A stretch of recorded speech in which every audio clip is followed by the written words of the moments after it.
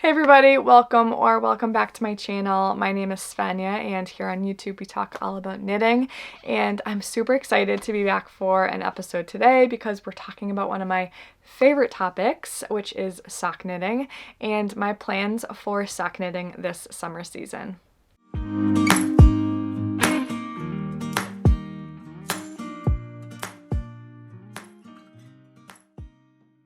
Thank you so much for joining in for another video. I hope you're doing well and enjoying what's left of spring, which is crazy. I feel like time is flying.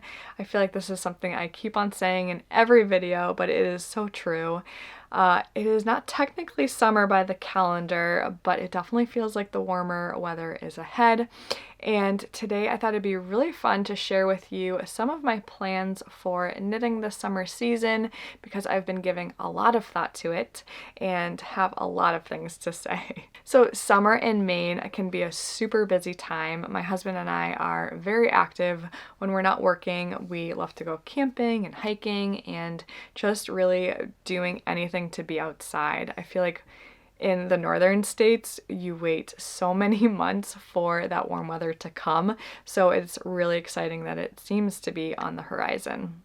If you follow me on social media or have watched any of my videos, you might know that I primarily love to knit garments like sweaters or cardigans, but when the warmer months come, knitting projects like that aren't the most practical or comfortable. Having like a really big woolly project on your lap when it's hot out or when you're traveling and need to pack really light, those just aren't the best and most convenient projects to bring. So for this summer season, I thought it would be really fun to do a deep dive into sock knitting. I've been knitting socks for a few years now, but they're usually projects I do in between bigger ones to either give myself a break from knitting or for that like instant gratification that you get with smaller projects that can just fly off the needles. So for that reason, I feel like I haven't given sock knitting the attention or time that it truly deserves. So my plans for the summer are to do a deep dive into sock making to really help me relearn some of the basics and explore different techniques, different styles of socks, and to really help build my expertise and experience when it comes to sock making. So I made a comprehensive list of the types of socks or aspects, characteristics, etc. of socks that I want to accomplish by the end of the season, and I will share that a little bit later in the video. But I do need to shout out a few people that really provided me some inspiration to participate in sock making this summer. The first being Crazy Sock Lady, who you may or may not have heard of. She's well known in the online knitting community, especially when it comes to socks. And she also has a YouTube channel, which I will make sure to link below in the description of this video. So Crazy Sock Lady hosts a summer sock camp each summer. I think this year is either the 3rd or 4th annual sock camp, which is more or less a big make-along that takes place over the summer months. It has already officially started and I believe runs until the end of August.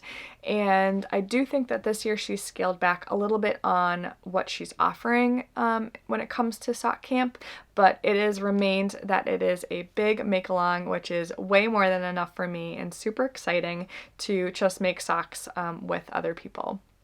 So sock camp definitely inspired me to plan to make exclusively socks this summer, which I use exclusively loosely. I definitely don't want to restrict myself. I have a few projects kind of on the back burner that I'm hoping to finish, but I think probably like 95% of my knitting this summer will focus on socks.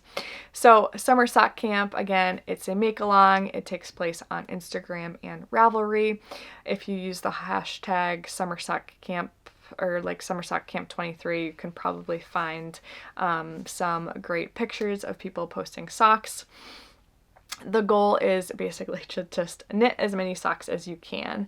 And that really inspired me because a big part of her make-along is to kind of learn new techniques, different styles. There's a lot of great videos, like tutorials on Crazy Sock Lady's YouTube. So if you are interested, please definitely check her out. She does offer a little bit of merch through her channel, and while I am trying not to buy yarn this season, I did want to support her and bought a shirt with the official Summer Sock Camp logo. So I thought I would show you guys this. It's a really, really cool logo here. I hope that you can see it. I picked this tie-dye short sleeve shirt, which is very much reminiscent of my time as a camp counselor, lifeguard, swim instructor that I did for many years back in high school and college. So happy to support her, and really excited to start posting some of my finished socks, which I already have 2 pairs, which is insane, and I'll share those a little bit later. I definitely want to also thank Nitty Natty from Love and Stitches, which is another YouTube channel here.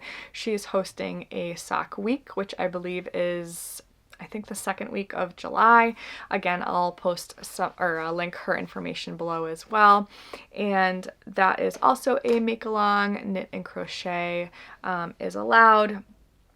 And I believe the goal is just to knit 1 sock within a week time frame, which is pretty quick to knit a sock. So again, thank you to both of those YouTubers who have influenced me to really deep dive into socks this summer. So I want to share a little bit about my own history of sock making, because I feel like it's important to talk about where we came from in addition to kind of where we are now. So sock knitting for me was something that felt very, very intimidating at first. I was really used to working with like worsted or bulky weight yarns, so the thought of making something with fingering weight yarn, let alone a sock, which, you know, if you look at a sock, there's like twists and turns and the heel and the gusset, it just felt very overwhelming. So I was really scared at first to knit a pair of socks and was very reluctant to do so. But I was actually dyeing yarn a few years ago, and fingering weight yarn is a highly requested yarn when it comes to hand-dyed yarn, so that's kind of what got me into fingering weight yarn in the first place. And then I had to knit up some samples, which socks kind of naturally came from that situation. So the first pair of socks that I ever made, and I do have them here, I'll show you them in just a second, was from the pattern called I'm So Basic Socks by Summer Lee Designs. Now, if you don't know Summer Lee, you have to check her out. She is a well-known, very talented sock designer. So the I'm So Basic pattern, I've talked about it a lot here on my channel. It's still to date my favorite vanilla sock pattern. It's written for a fingering weight yarn. It is a top-down sock that is just a really great fitting sock. It is also the pattern that I recommend to anyone asking me about starting sock knitting, and that's because not only does the pattern have pictures in it as a tutorial, but she also made videos to go along with the pattern, so it's really nice to be able to kind of read the pattern and then see the video. As knitters, we are very visual people, and so it's really good to see kind of what you're getting into step by step when it comes to sock knitting. So, and I should mention that it's a free pattern, which is probably the best part about it. So here are my very first socks, and they definitely have some wear and tear because I've worn them quite a bit. Again, the I'm So Basic sock pattern. I believe I made the size medium, which is the second size up from the smallest size. I used one of my hand-dyed yarns at the time. I forget what colorway this was called. And then just a little accent cuff, heel, and toe. So yeah, I remember, you know, finishing them and throwing them on the blockers and just being really impressed with how my first pair of socks came out. So I'm so happy that I kept them, and they're more a keepsake for me now. I store all of my socks in a Cedar box, and I'll show this to you here. I emptied it out so I can give you guys a better idea of what it looks like. This is from Knit Picks, and it is the smallest size. I believe they have either 1 or 2 sizes that are a little bit bigger. And this just fits on one of my shelves behind me, so it makes it very convenient to just kind of fold up socks like this, and then I tuck them in like so. So I've emptied this out mainly because most of the socks that were in this are now just part of my normal rotation when it comes to getting dressed, and have ended up more in my, like, you know, dresser that I have my other socks in. But my goal is to fill that Cedar box up with socks this summer, so we'll see if I can make it. My favorite type of sock to knit is a top-down vanilla sock with a traditional heel flap and gusset, and I very much prefer a rounded toe. And I will make sure to kind of post some resources when it comes to a great fitting toe, because that is also on my list of things to dive into this summer. I should mention that I primarily like to work with fingering weight yarn when it comes to socks. I just feel like that fabric that is knit up is the most practical when it comes to socks. It fits easily into a shoe. Then again, DK and worsted weight socks are also great options, especially as like house socks or slippers for when it's really cold outside. And I knit all my socks on a US size 1 needle, and I use primarily magic loop, though I have used double pointed needles as well, but I do prefer magic loop. For a long time I was knitting on my Addies. I believe these are the Rockets with very, very sharp points here. I don't know if you can see that. Very sharp points. However, and I've mentioned this on my channel before, the cord is not my favorite because it definitely retains kind of the shape that I store my cables in. So when it comes to knitting socks, this can definitely get very fiddly. And so recently I started knitting socks on my Chai Gu needles, which again is a US size 1. I currently have a sock project on them. But the red lace cable, which has a very cool property in it, I believe it's a steel cable that does not, you know, curl up and twist, and it doesn't have any memory. So whether I store it kind of curled up or not, it is a lot more enjoyable to work with and doesn't kind of curl up like the Addies do. When it comes to yarn choice for socks, I will say that I've worked with anything from the most affordable kind of big box store yarns all the way up to kind of expensive higher end hand dyed yarn, and can say that, you know, both categories can produce really beautiful long wearing socks. I do prefer a plushy base that has a degree of either nylon or silk to add to kind of the durability of the sock. And for kind of convenience, I do like that it is a superwash yarn, although I have knit socks in kind of more natural fibers that in the end I do feel are worth kind of taking care of in terms of hand washing and not throwing it in kind of the wash and dryer with my other clothes. My favorite sock yarn of all time is actually a Knit Picks yarn, and I've made several pairs with this yarn, and I have some examples to show you here. So this is Knit Picks Stroll Tweed, which obviously is a tweed yarn. I don't know exactly the color names here, but I have made multiple pairs of socks for myself and family, and they hold up so nicely. They wash really nicely. They're very enjoyable to knit with. I don't know the fiber content offhand. I think it's like a 75% superwash, 25% nylon, something like that. And the color range in this yarn is fabulous as well, not to mention it is super affordable. So every year I get myself a couple different skeins and am now kind of in the process of mixing and matching different colors to make some stripy socks. Alrighty, moving on, I'm going to go ahead and share my list of the different sock styles that I am hoping to knit this summer. So I've made a list of 10, and they're on my phone here if you see me looking down. I've made a list of 10 different sock styles or like aspects or characteristics of socks or sock knitting that I broke kind of into these categories as sort of guidance or like a goal to knit these by the end of the summer. So I'm just going to go through them and talk a little bit about my thoughts. So the first category is making a toe-up sock. Now, I've never knit a toe-up sock.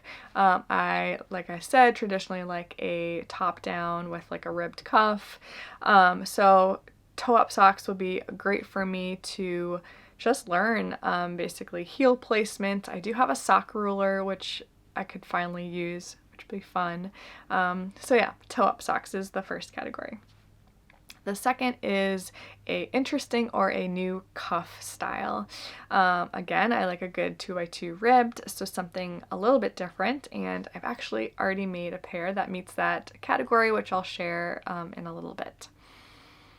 Next category is a afterthought heel, which I have done an afterthought heel, but it was really poorly fitting, both kind of on my actual foot as well as where the heel was made in the sock. I feel like it should be called forethought heel because you're like knitting in a row of waste yarn for that heel, so you're kind of planning that before you're finishing the sock, but I guess you could technically do it afterwards as well, like cutting into the yarn. So yeah, I feel like I need to do a lot of research when it comes to kind of good placement and then a good fitting heel. And as I said earlier, I will make sure kind of as I go through this process to list and provide you as many resources as possible because I feel like that's just too good of information not to share. Next category is shorties, which shorty socks are some of my most favorite socks. Summerly Designs has one that has a little pom-pom in the back, which I think is just so fun, especially to kind of use up some scrap yarn, which shorties is a great type of sock to do that with like contrasting cuffs or toes, maybe using like different colored yarns to really keep it fun. Next category is stripes, which I've already started a project. I kind of gave you a little sneak peek earlier, and I'll share a little bit more about that. I was really hoping to work a little bit on my jogless stripes like in the round and avoiding kind of any awkward like striping of the yarn as you change color. So that was the kind of goal there. Next category is using a self-striping yarn, which I have never done before and I did not have in my stash. So as kind of a treat for summer sock camp, I decided to order myself 2 skeins of a self-striping yarn, which are currently in the mail. So hopefully maybe in a few weeks when I have those in process, maybe like a part 2 video, I'll be sharing those. Next category is texture. I'm not really sure what I mean by that. Maybe like some baubles or just like a cable or like something fun to change up a basic sock, which I have not made to date, so I think that would be really fun. Next category I have, and it has a really big question mark next to it because I don't know if I am going to commit to this or not, but it includes color. And I'm thinking like color work when I am envisioning this, but I don't know if that's necessarily something I want to delve into. There's some really great color work socks out there. I just don't feel like really in the mood to do any color work right now, but that could change kind of as the summer goes on. So I'll keep that kind of in my back pocket. Most of the socks that I'm going to be knitting are with really colorful yarn, so maybe that just kind of meets the criteria. And then the last 2 categories are regarding yarn weight. So one is to knit a pair of socks in a DK weight yarn, which I've actually already done, and I'll show you those too. And then the last being a non-traditional yarn. And I have a lot of Icelandic yarn in stash, which I typically wouldn't knit any socks in. I reserve that yarn usually for sweaters. However, I've been seeing a few patterns recently. One is by Ozetta. She makes a camp or a lodge sock, which obviously for the summer would be much too warm to wear, but if I made them now, I could definitely have them available for the winter, and think that would be a really great use of some scraps. Alrighty, I have 2 pairs of socks to show you and 1 whip, and I'm really hoping that this becomes sort of a series where I can make another video and kind of give you an update to where I am with my list of socks to knit this summer. So not quite sure like how many parts this series will be, but I guess we'll just have to wait and find out. So my very first socks, which I'm in love, these are the Frills socks, which is a pattern by Summerly Designs. They are part of one of her shorty sock collections, which is like a pattern bundle of shorty socks. And let's see if I can hold them really closely. So they feature, you know, this frilly cuff up here, followed by some ribbing, and then a traditional heel flap and gussets, and just a very basic stockinette foot. Yeah, these are knit in Emma's yarn in the color, I think it's called Endeavor. I'll have to double check. Yes, it's called Endeavor, and it's Emma's Yarn Practically Perfect Sock, which is a high twist sock base. I traditionally prefer more of like a plush base than a high twist, but after knitting these and blocking them, they're super, super soft, and I think will wear really, really nicely. This cuff here too is also probably one of the best cuffs I've ever knit. I think because it's, you know, a frilly cuff, it can stretch really, really nicely over your ankle, which I've had issues with in the past. Yeah, I'm really, really happy with these so far. I can't believe I've already finished 2 pairs of socks. And I think it would actually be really fun to make these again, but maybe use like a contrast color for the actual frill and maybe the like heel flap and toe. Yeah, so those are my first pair. And then these are my second pair here, and they're on blockers because they're still technically drying. They're a little damp.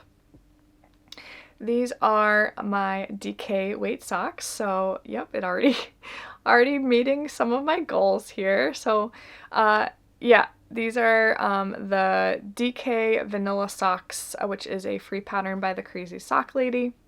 They are knit in Malabrigo Arroyo, which is a superwash DK weight yarn, and I'm not 100% sure what colorway this is. I will have to find the label. I couldn't find it earlier, but it's just this really like pretty purpley with lots of like fuchsia in there. It's super interesting, and it's a really beautiful yarn to work with. I actually had quite a bit left over that I'm thinking I could probably use maybe in another pair. So yeah, DK Vanilla Socks by Crazy Sock Lady, you know, features a 2x2 rib, traditional heel flap and gussets, and then a nice toe. My one and only whip I briefly showed earlier is right here. It is a stripy sock. I am using the I'm So Basic vanilla sock pattern, and basically have just added in a few stripes. As I said earlier, I am working on a jogless join, which I am doing at the back of the sock.